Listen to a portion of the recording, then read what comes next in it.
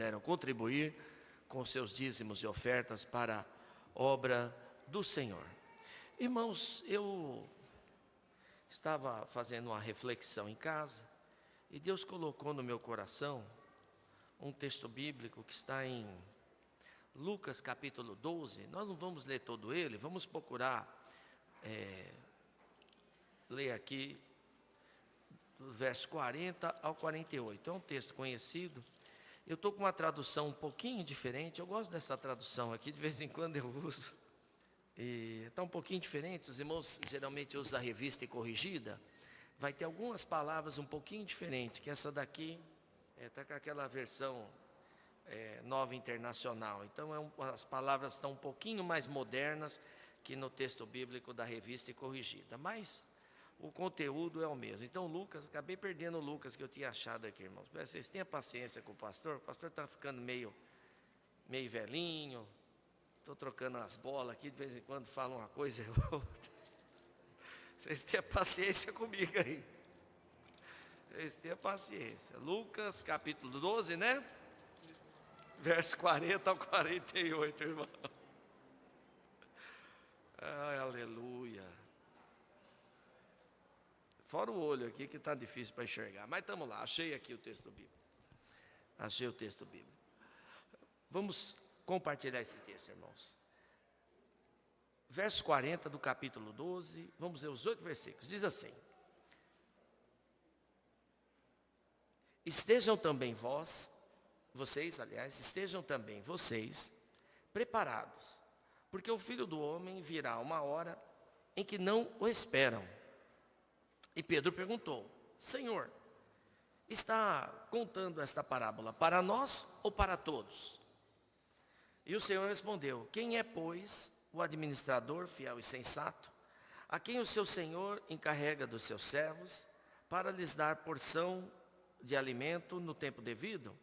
Feliz o servo a quem o Senhor encontrar fazendo assim quando voltar.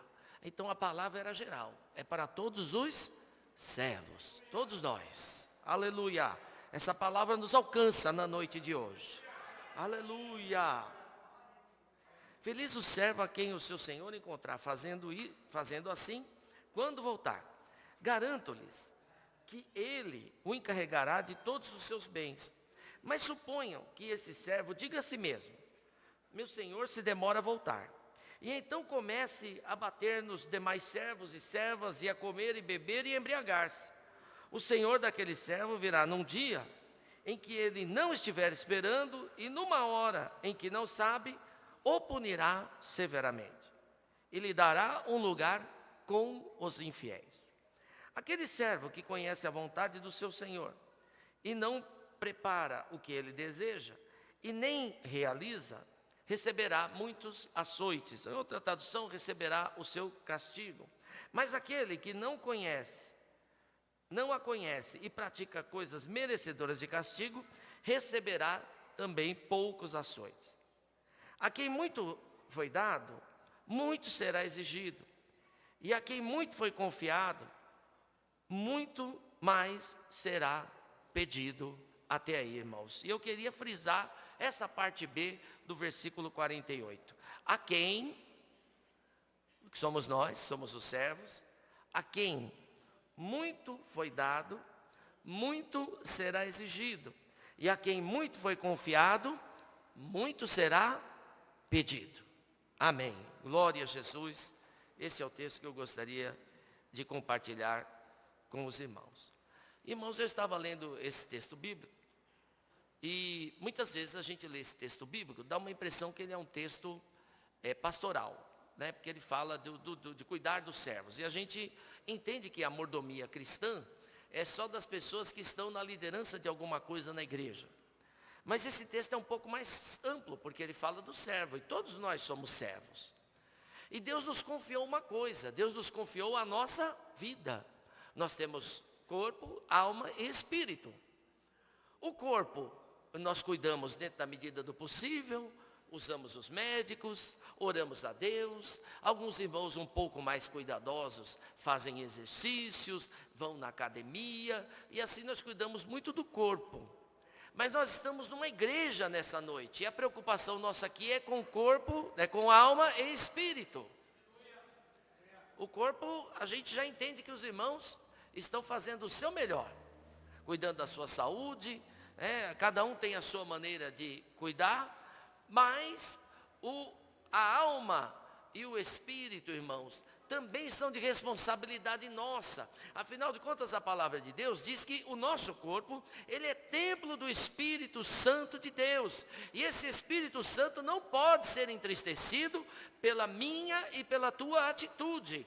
A nossa atitude, ela tem que ser uma atitude tal que alegre a presença do Espírito Santo na sua vida. Então, o objetivo é esse. Então, eu e cada um de vocês, nós somos responsáveis pela nossa vida espiritual. Nós somos responsáveis pela nossa vida espiritual. Nós temos que assumir esta responsabilidade.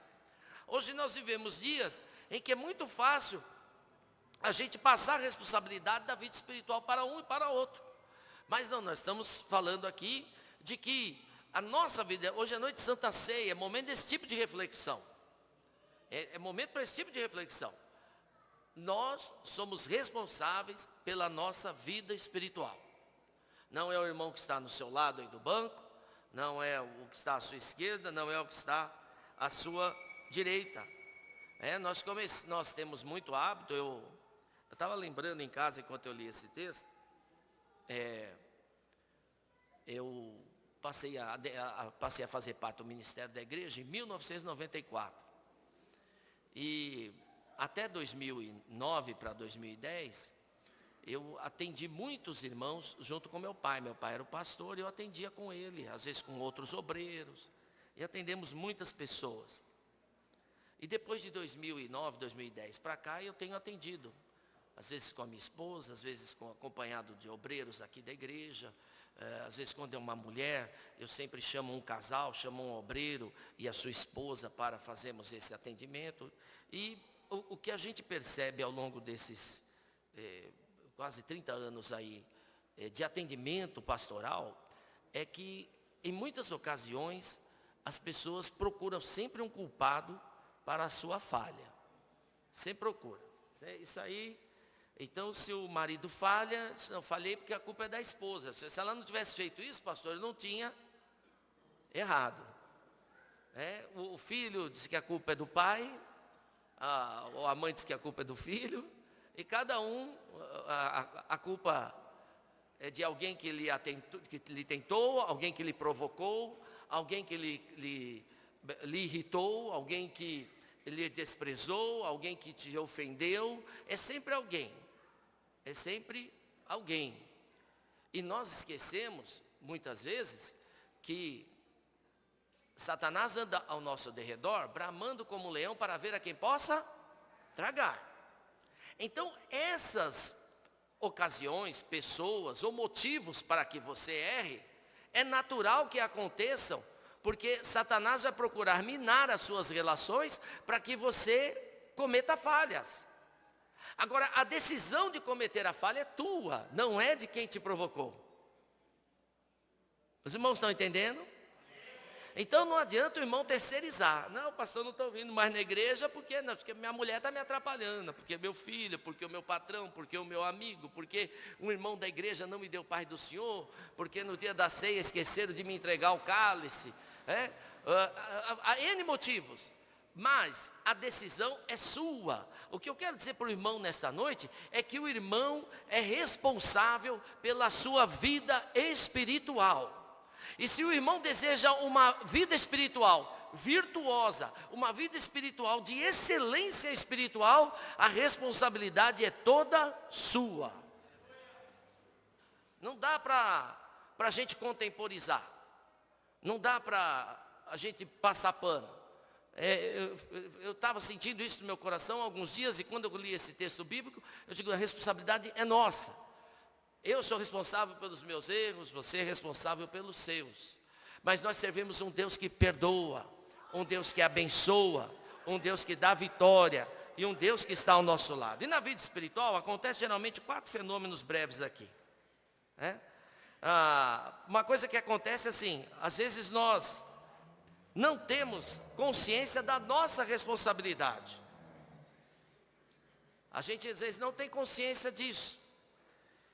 Mas Deus, Ele lhe deu a vida para que você administre. Então, essa vida espiritual, o fôlego de vida que você tem, foi Deus quem te deu. E o administrador disso, o zelador disso, o mordomo disso, é você. É você. Não é o seu pai, não é sua mãe. Por isso que o texto bíblico diz, haverá dois, numa cama, irmão Torres, o senhor que sabe tudo de cor. Um será levado e o outro ficará. Haverá dois trabalhando no campo, um será levado e o outro.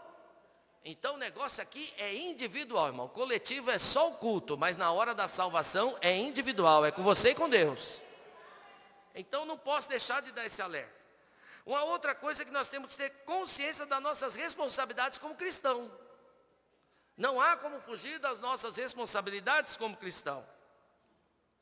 Outra coisa que nós temos que ter é saber que as nossas decisões são passíveis de consequências. Não tem como eu tomar decisões e consequência é aquilo que vem na sequência. Consequências podem ser até positivas ou negativas. A gente usa muito consequência como negativo, né?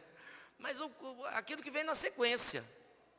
Então, às vezes, você toma boas atitudes, aquilo que vem na sequência, as consequências daquela decisão serão positivas ou podem ser negativas.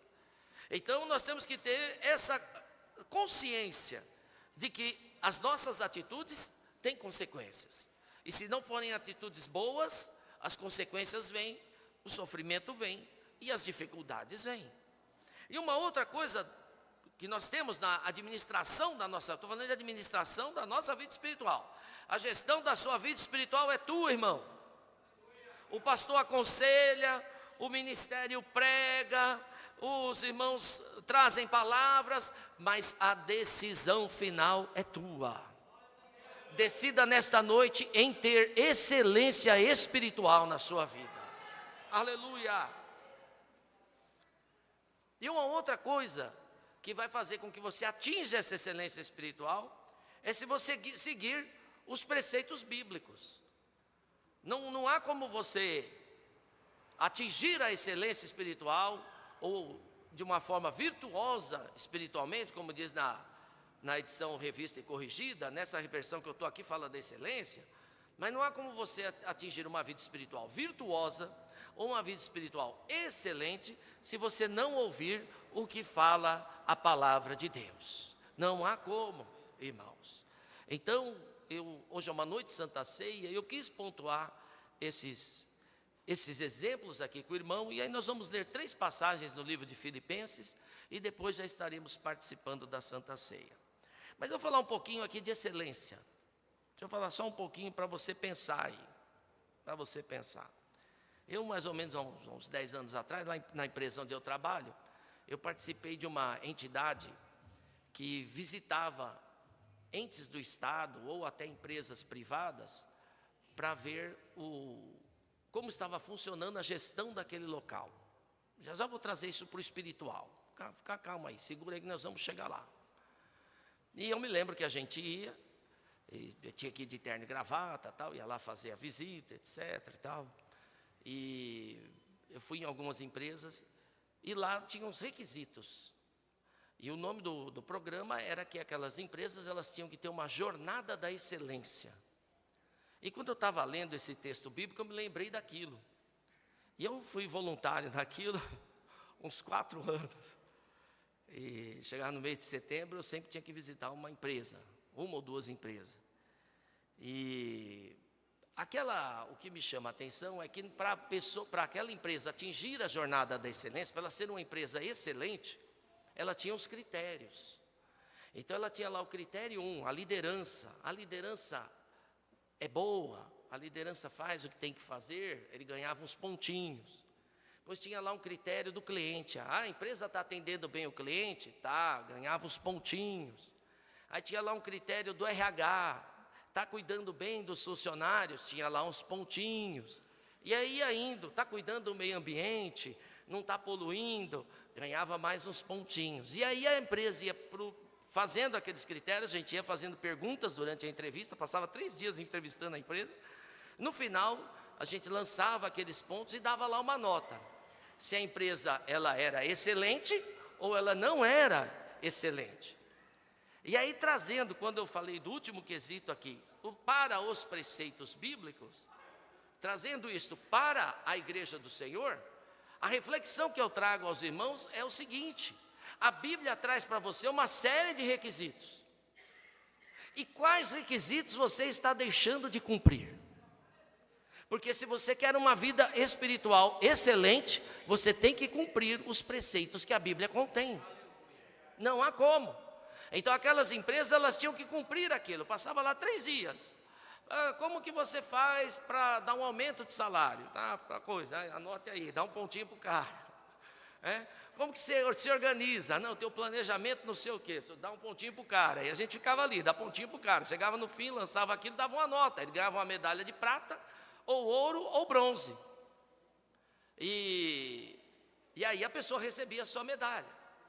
E aí quando eu estava vendo esse estudo, essa palavra hoje à tarde, vi aqui a palavra excelência, eu me lembrei daquilo, um negócio de 10 anos atrás, eu participei disso, passei uns 3 anos, 2013, 14, 15, acho que 11, 12, e eu me lembrei daquilo. E eu falei, poxa, deixa eu trazer essa reflexão para a igreja. A Bíblia contém os requisitos para que eu tenha uma vida espiritual excelente. A pergunta é: qual requisito você não está cumprindo? Esta é a reflexão que eu quero deixar a você nesta noite. Pastor, eu acho que o requisito tal eu não estou cumprindo. Então você não vai conseguir atingir a excelência espiritual na sua vida. Mas irmãos, hoje é noite de Santa Ceia, nós estamos diante da presença de Deus. E hoje é noite de você se acertar com Deus. Hoje é dia de nós buscarmos a excelência na presença de Deus. E as empresas lá eram medalha de prata, ouro ou bronze. E aqui não vai ter isto, porque Deus não vai dar medalha de prata, ouro ou bronze lá no céu. Deus não classifica. Nós seremos recebidos na glória pela nossa excelência espiritual. Então, se nós somos excelentes, virtuosos espiritualmente aqui na face da terra, com certeza o Pai Celestial vai dizer para nós: venha, filho meu, receber o teu galardão. Aleluia! Então, irmãos, nós temos que, trazer, como pastor, tem que trazer essa consciência aos irmãos. Porque nós vivemos dias hoje muita coisa de rede social. Um xinga o outro, aí o outro se defende, o outro culpa o outro, aí o outro joga a culpa no outro, e isso é lá para a rede social. Mas quando nós estamos na presença de Deus, a coisa aqui é diferente. Quando nós estamos na casa de Deus, os requisitos que o Pai Celestial olha para mim e para a tua vida, porque diz aqui o texto bíblico, diz que quando o seu Senhor olha para o servo e vê se ele está cumprindo aquilo que ele queria que fosse cumprido, ele é beneficiado e ele é abençoado. Mas se ele não é, ele era punido. Então nós trazendo esta verdade espiritual para a nossa vida, nós não queremos que os irmãos sofram as consequências dos seus erros, mas que sejam vitoriosos e excelentes em Cristo Jesus. Aleluia. E o apóstolo Paulo deixou alguns conselhos para os irmãos de Filipenses. São 3 conselhos que eu gostaria de ler com os irmãos aqui, de forma bastante breve. Vamos aí para Filipenses. O primeiro conselho está em Filipenses capítulo 3, versos 7 e 9. Vamos ler este conselho. Aleluia. Que serve para nós também nessa noite. Mas o que para mim era lucro, passei a considerar como perda, por causa de Cristo.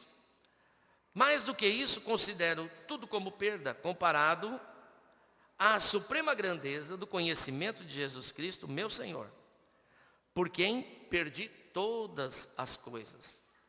E eu as considero como esterco, para poder ganhar Cristo, e ser encontrado nele, e não tendo a minha própria justiça que procede da lei, mas mediante a fé em Cristo, a justiça que procede de Deus e se baseia na fé.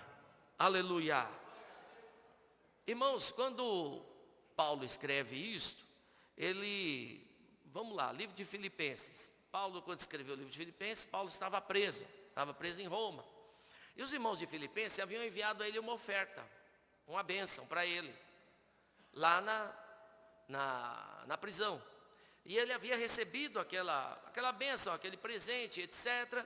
E ele escreveu uma carta para a igreja de Filipenses. Escreveu uma carta onde ele agradece os irmãos que o abençoaram e não se esqueceram dele, mesmo ele estando preso. E ele dá algumas recomendações para fortalecer a fé desses irmãos. Porque a igreja de Filipenses estava na Macedônia, e quando tem aquele texto bíblico, passa lá na Macedônia, esta é uma das primeiras igrejas que Paulo passou para pregar o evangelho. Então era uma igreja já formada, uma das primeiras igrejas das viagens missionárias de Paulo. E quando esses irmãos enviam a ele abençoam a sua vida enquanto ele estava preso em Roma, ele escreve essa carta aos irmãos, ele agradece, ele aproveita para fortalecer a fé dos irmãos. E ele fortalece dando o exemplo de vida dele, que ele largou tudo para seguir a Cristo. E a reflexão que fica para mim e para você nesta noite: o que você ou eu, o que nós precisamos deixar da nossa vida que tem atrapalhado a nossa vida espiritual? Eu não vou dizer para você o que é na sua vida, mas você deve saber. A gestão da excelência da sua vida espiritual pertence a você, querido irmão, querida irmã. Então, nesta noite, a reflexão que o apóstolo Paulo nos traz é que nós devemos abandonar aquelas coisas que atrapalham a nossa vida espiritual. Se nós não abandonarmos essas coisas, a nossa vida não será uma vida espiritual de excelência. A nossa vida espiritual não será uma vida espiritual virtuosa, porque nós temos que abandonar aquilo que impede o nosso progresso espiritual. Eu não vou dar exemplo não, mas tem tantas coisas que impedem. Às vezes pequenas coisas que atrapalham a nossa vida espiritual. Às vezes uma companhia, às vezes alguém que a gente se identifica e acha que aquela pessoa vai nos dar bons conselhos, e a gente às vezes nem é cristão, temos que tomar cuidado. Costumes que nós temos, costume que o irmão tem ainda do tempo que o irmão não era crente, mas o irmão aceitou Jesus, e quando o irmão aceita Jesus tem que ter mudança de vida. Não dá para, como dizem os pregadores, né, não dá para ter síndrome de Gabriela, né? Eu nasci assim, eu sou mesmo assim, eu sou Gabriela, né? Não tinha na novela lá, nesse tempo antigo, lá, né? Aquela novela que assistiu foi Pastor Wagner. Ou o presbítero Marcos, já na adolescência. Então, irmãos, não dá para fazer aquilo lá não. Eu sou sempre assim, Gabriela, dá não. Deus requer de nós algumas mudanças. Então nós estamos numa noite de ceia, irmãos. É noite de... O que diz o 1 Coríntios capítulo 11, verso 23 em diante? Examine-se, pois, o homem a si, então coma deste e beba deste cálice.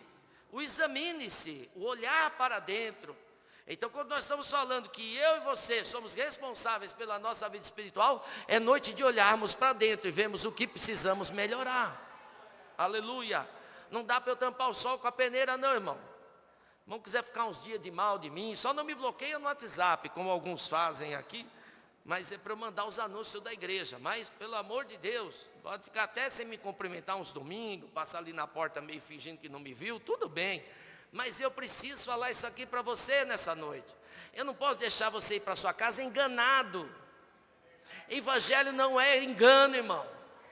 Evangelho não é passar a mão na cabeça, enrolação. Evangelho é a Bíblia, irmão. Senão eu estou aqui à toa.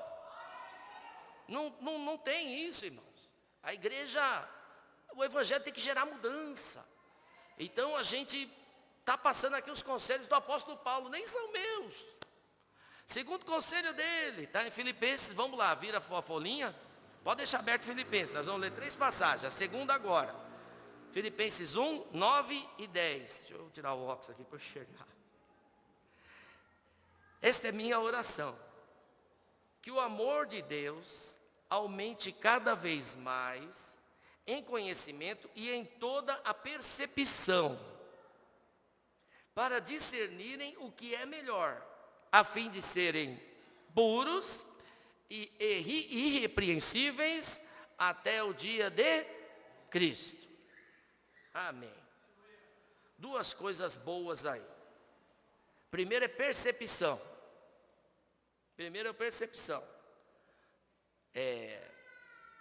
A gente tem que olhar para si, irmãos. Eu já falei, eu sou crente desde pequeno. E a gente, na igreja, a gente sempre vê o irmão, quando vai falar de um erro, de alguma situação, ele sempre dá o exemplo do outro.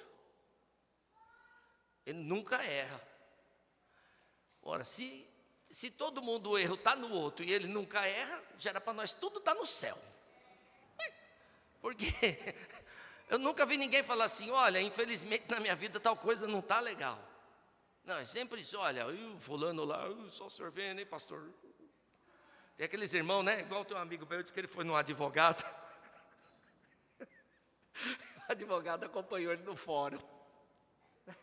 Guinaldo, vem cá, você vai ser o meu amigo, eu vou ser o advogado.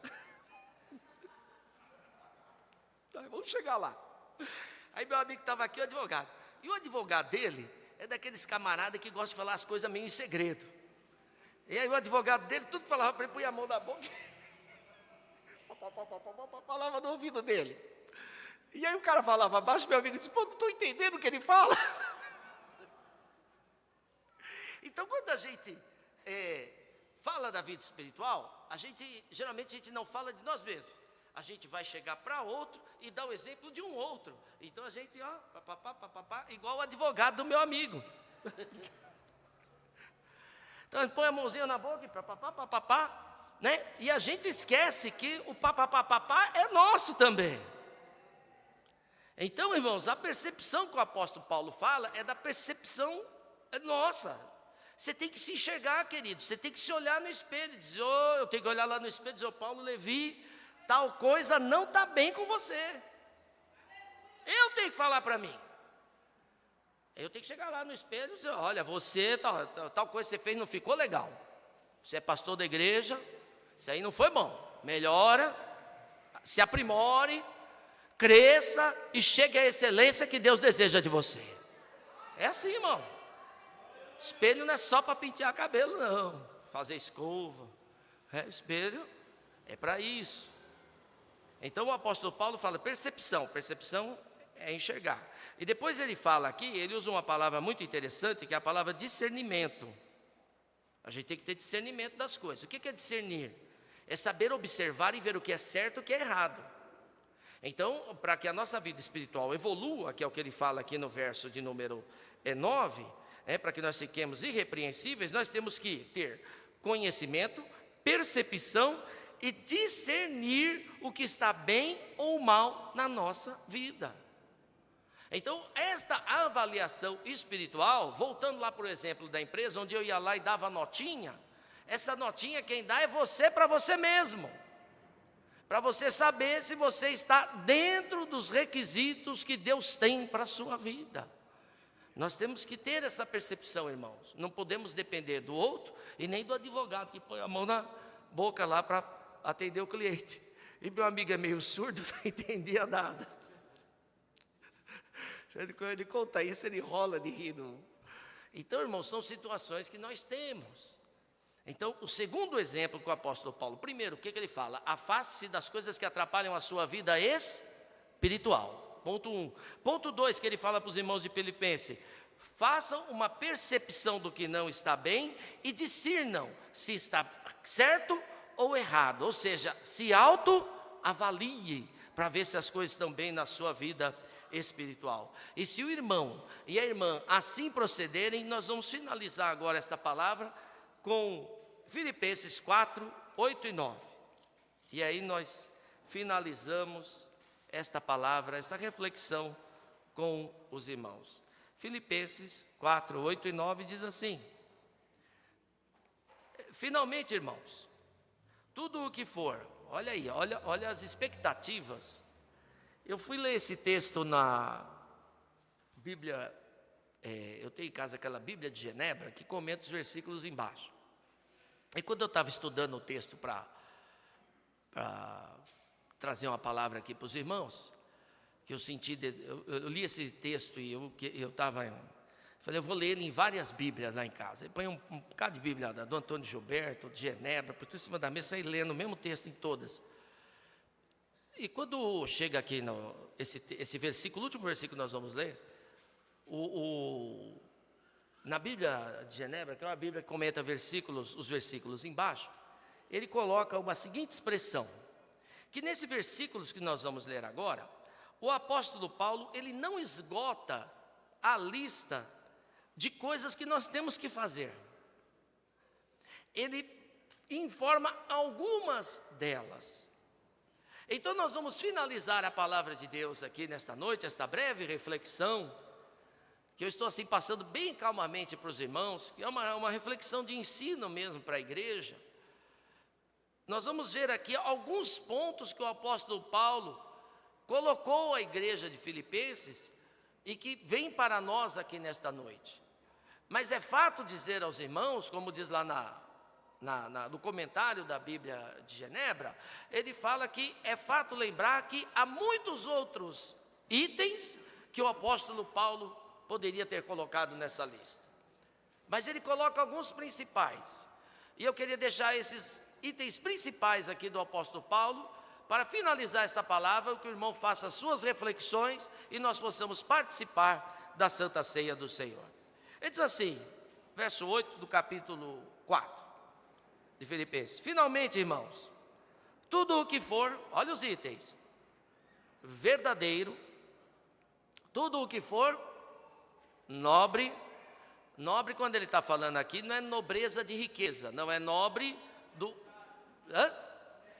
da honestidade, está na tradução de vocês, é do fazer o bem, é do ser franco, do ser nobre, né, do não, me ajuda aí, se na tradução estiver diferente. Então, tudo que for verdadeiro, tudo que for nobre, tudo que for correto, aí está justo, tudo que for puro, de boa fama, tá certo? E tudo que for amável está igual, de boa virtude de alma, e tudo que for de boa fama. E se houver algo aí, vai estar diferente. Na Bíblia aqui que o irmão Torres está, deve estar a palavra virtude, e aqui nessa aqui está excelente. E se houver algo de excelente ou virtude, está virtude na sua? Virtude ou virtuoso? Nisso você pensa, ou aqui no meu está, pensem nestas coisas. Ponham em prática tudo o que vocês aprenderam, receberam, ouviram e viram de mim. Palavras do apóstolo Paulo, na prisão para a igreja de Filipenses. E o Deus de paz estará com vocês. Então, irmãos, Deus está querendo algumas coisinhas de mim e de você nessa noite. Ele quer que nós sejamos verdadeiros, ser uma pessoa verdadeira, verdadeiro, mas toma cuidado com o verdadeiro. Deixa eu dar um alerta aqui. Tem aquele tipo de pessoa que, não, eu sou verdadeiro, o que eu tenho que falar, eu falo. Não, vamos devagar. Que aí o verdadeiro, ele acaba virando juiz. Tem que ser prudente. Então tem uma linha entre ser verdadeiro e ser juiz. Verdadeiro é aquele que fala a verdade, aquele que é honesto. Tomar cuidado para no verdadeiro não sermos juízes. Então nós temos que, tudo que for verdadeiro, nobre, correto, puro, tudo que for amável, tudo que for de boa fama, e se houver algo de excelente ou de virtuoso, como está na tradução dos irmãos, ou digno de louvor, pensem nestas coisas e ponham em prática tudo o que vocês aprenderam, receberam, ouviram e viram de mim, e o Deus de paz estará com vocês. Aleluia! Queridos irmãos, talvez a palavra possa até aparecer um pouco dura. Diz: o pastor está puxando a minha orelha, está mandando eu dar meus pulos. Eu estou mesmo, irmão. Eu estou mesmo. O meu papel é alertar você Agora a mudança está em você. Entendeu? Entendeu? A mudança está em você. E nós estamos aqui, faltando aí 3 santas ceias para findar o ano. E eu não quero que o irmão chegue no fim do ano com a sua vida espiritual desordenada. Eu quero que o irmão chegue no final deste ano com uma vida excelente, uma vida de excelência espiritual na presença de Jesus Cristo. Vocês desejam ser excelentes? Eu desejo. Eu espero ser. Aleluia! Vamos orar a Deus, irmão? Vamos agradecer a Deus pela palavra? E aí, pastor Wagner estará ministrando a ceia aos nossos corações nessa noite. Aleluia!